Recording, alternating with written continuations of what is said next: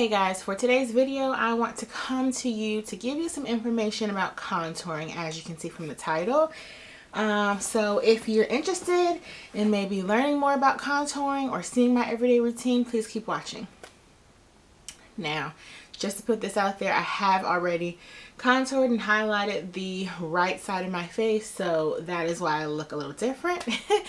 And I will be including a demo at the end of the video, so stay tuned for that. And I also want to start off by saying that by no means am I saying by making this video that I am the best at contouring and highlighting, that I have it down amazingly 100%. But this is just from my experience, this is what I do to contour.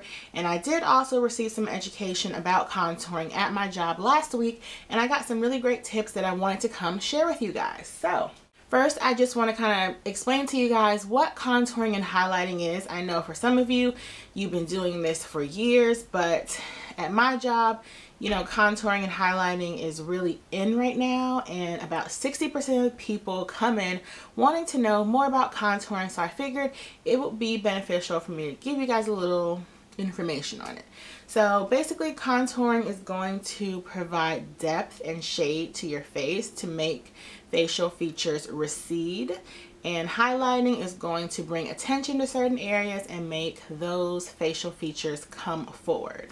So that's basically the gist of contouring and highlighting. It's basically a technique used to add dimension to your face. The left side of my face looks more flat when compared to the right side of my face, which I have applied highlight and contour and a highlighted under eye. So the right side of my face has a little more going on. And I just realized that I didn't put mascara on, but that's okay. Now, there are many different ways you can contour your face. The most popular right now is to use a contour palette. I kind of have mixed views on those. I don't necessarily think they're necessary unless you just really want that product.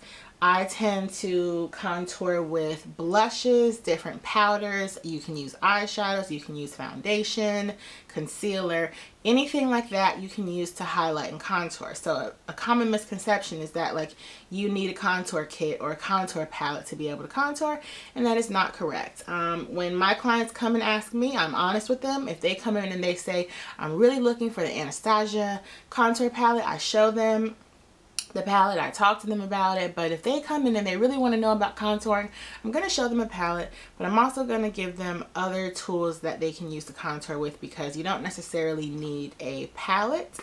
And you'll see what I use to contour and highlight with later on in the video. Another tip is that the shade that you use to contour and highlight should correspond with your undertone.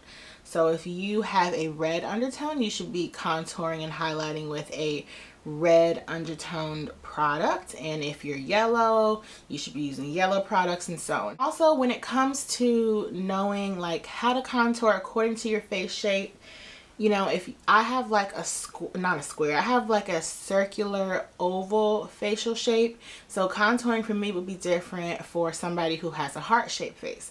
But if you don't know the shape of your face, the basic rule is to divide your face up into 3 sections: the top portion, the middle section, and then like your chin and mouth area. My top portion, I have an extremely large forehead, so according to the top portion for my facial shape, I'm going to want to contour my forehead at my temples to kind of slim my head a little. Because I have such a large forehead, I'm not necessarily going to want to highlight there. When we're looking at the second middle portion of my face, I also have large cheeks and a full face, so I'm also going to want to chisel in my cheek area. And then when we also get to the lower portion of my face, I also have a quite large jaw area, so I'm also going to want to contour there. As far as highlighting goes, according to my facial shape and what I like, I wouldn't necessarily I wouldn't necessarily highlight my forehead. If I want to, I can do the bridge of my nose. I will also do the triangle of light under my eyes, because that just brightens your whole face up overall. And if I wanted to, I could do my chin, but it's not something that I always do. Now, highlighting with the triangle of light under your eyes, that's something that I think is good for every face shape, unless you just feel like that portion of your face is so large. You can always tweak it. You can draw smaller triangles or what have you. So yeah, if you don't know what your facial shape is, you can use that kind of technique, breaking your face up into 3 sections just to see, according to your facial features, what area you should be making recede and what area you should make come forward. And there's also a great app. Well, not really an app, but there's a feature on Sephora's mobile site. If you go on your smartphone or tablet to sephora.com/pocket contour, you can actually answer some questions about your skin and take a couple selfies, and it will actually show you where to contour and highlight according to your face shape. And what I did with that was I took like a couple screenshots of it. I mean, I already had my routine down, but that was a kind of good way of seeing, okay, I'm doing it right. This is where I should be focusing on certain areas. So that feature is very, very helpful, and I've been telling lots of my clients about that as well. And I also want to talk a little about contouring and highlighting for deeper skin tones. I know sometimes at my store, women or men come in with really deep skin tones, and sometimes they're not able to find a shade of contour that we carry in my store that's deep enough. And one thing that I think is beneficial when you have someone of a deeper skin tone is to do like reverse contouring. So sometimes if your skin is deep enough and you don't necessarily want like a really intense contour, what you can do is just highlight. So if I have a client who's deeper skin tone and we can't find a shade that they like that matches their undertone, that stands out enough, what I will do is just highlight right under their contour. What that's going to do is kind of give the reverse effect of your cheekbone standing out by adding light under your cheekbone. Which I'll show you later on in the video as well. But that's just a tip for those of you who maybe have a deeper skin tone, or if you want more of a natural highlight and contour. You don't necessarily have to do both contouring and highlighting. You can just highlight under where you would put the contour, and that will as well bring those features out. And the last thing I want to talk about before we get into the demo and my routine is whether or not contour palettes are worth it. I have mixed emotions like I kind of talked about earlier. I really think that they are very gimmicky. I think contouring has been around for years. When I first got into makeup, I was contouring, and that was probably in college. So contouring and highlighting is definitely not a new concept. I think it's just really popular right now, so brands are capitalizing on it by making these contour palettes and kits. For the everyday woman or man, if you're just going to be using contour on a once in a while occasion, if you're going out, I don't necessarily think that you really need a full contour palette or kit. Now, if you're a makeup artist or you're just a makeup junkie, hello, of course you can get them. And of course, if you just really want the Kat Von D contour palette, go for it. But they're really not necessary in my opinion for someone who's really not going to use it every day, because you could always contour with, like I said, an eyeshadow, a blush, what have you.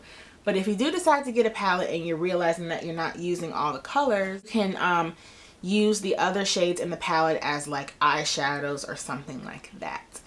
Another thing I also want to mention before I get to the demo, that bronzers and contour colors are not the same. Usually bronzer, you're gonna want more of a warmer tone because you want a bronzer to warm up your face. Bronzers also sometimes tend to have shimmer in them. Contour colors usually don't have shimmer in them because you want an area of your face to recede, draw back, and not bring so much attention to that area. You're not really going to put a shimmery color on it because a shimmery color will draw more attention to it. So bronzers and contours are very different. Bronzing you usually put in the 3 and the E shape.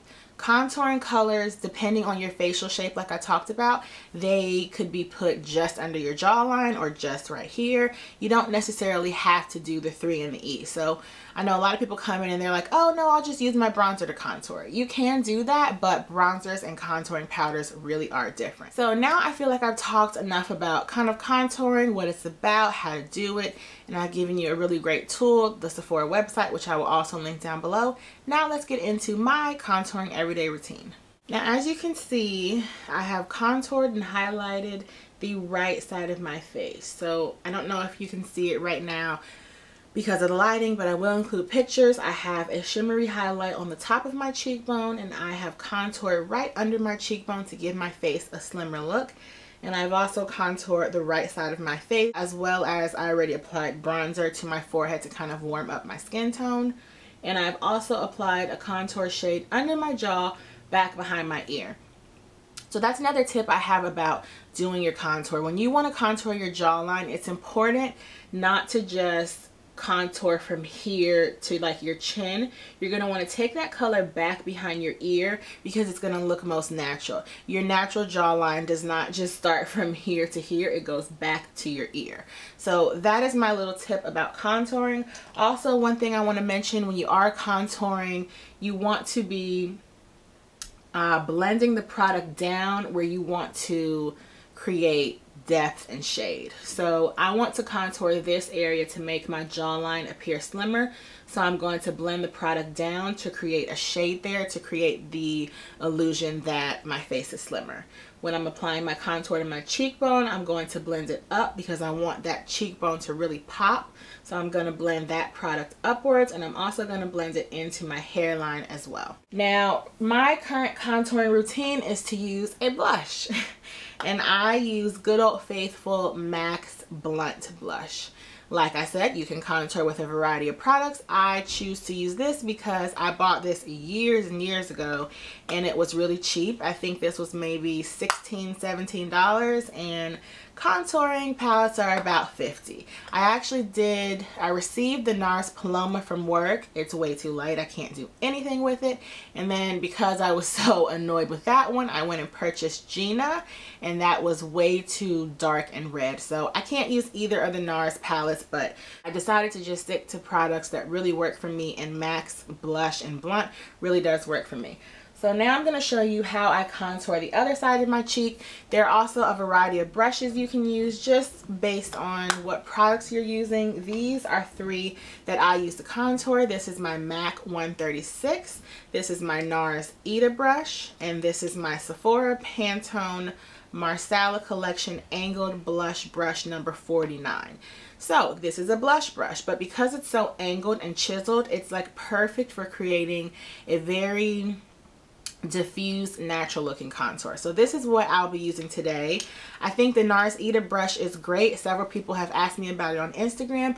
It's really nice if you want a really chiseled contour. So if I want to be beat down to death one day with my contour, I will use the NARS Ita brush because it is so flat and thin. It's very precise, and it will give you a very precise contour. I use this one to kind of blend out the contour colors, but I also use this product for my bronzer as well because it's pointed at the tip, but it's really fluffy at the base and the middle, so it's just really good for blending out a seamless application of any powder product. I also use this brush and this one when I use my cream contour. If you guys want to see a video of my cream contour routine or anything like that, just let me know down below and I can definitely do that for you as well. I tend to prefer a powder routine over cream just because I do have oily skin, and that also goes into when you're picking your contour products, you want to take into consideration your skin type. If you're more dry, I would go for more creamy products, and if you're more oily, I would go for powder. On my angled brush, I'm just going to tap it in there twice. Now, the visual guide you're going to use for contouring, this is a really great clue that I learned at work. Normally, I would contour right here.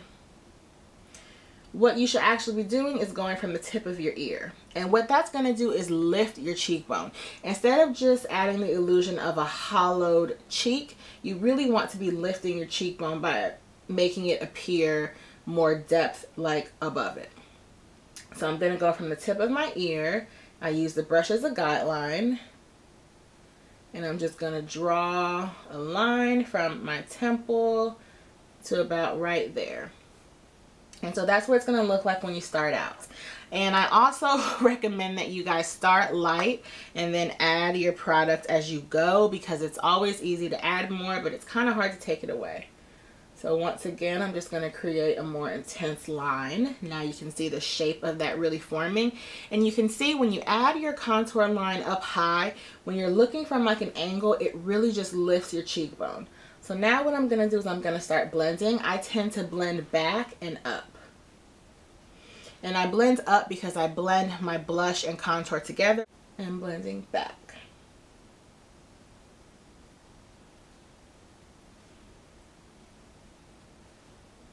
And I use a really light hand with this brush so that I don't disturb the makeup I put underneath. And you can do that by holding your brush at the tip.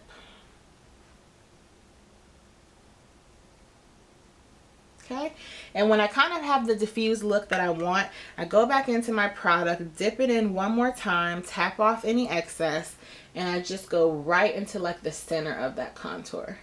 And that's going to provide even more depth. So that's how I get that really intense contour, which I did go a little more intense today just so you could see it on camera.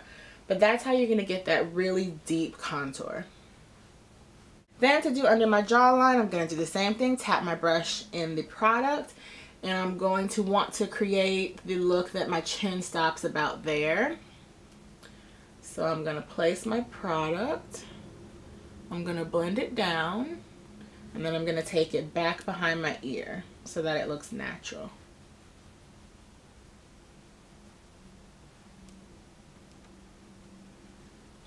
And this is where contouring, where you blend your contour really comes in handy. Because if you were to blend your contour up, you're going to make it look like you don't really have a defined jaw.